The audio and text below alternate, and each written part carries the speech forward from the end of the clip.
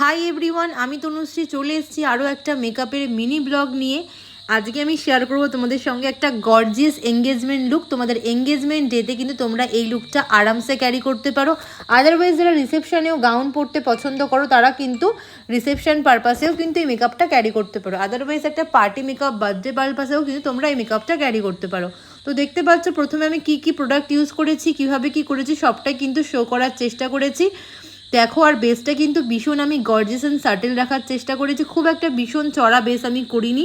আর I মেকআপটাও চেষ্টা করেছি dress according matching করেই আই মেকআপটা করার। এখানে মডেলের স্কিনটা কিন্তু ভীষণ ভালো ছিল, যার জন্য মেকআপটা আরও সুন্দর লাগছে। এই জন্য আমি বারবার বলি, তোমরা যারা আপকামিং ব্রাইড আছো বা ক্লায়েন্টরা রয়েছো তারা এখন থেকে নিজের স্কিন কেয়ার করো। যারা স্কিন কেয়ার করো তাদের জন্য তো ভালোই, আর যারা স্কিন কেয়ার খুব একটা করো না তাদের বলছি স্কিন কেয়ার করাটা এখন থেকেই শুরু করে দাও, যাতে তোমার স্কিনটা তোমাদের স্পেশাল ডে আসার আগেই একদম সুন্দর হয়ে যায়।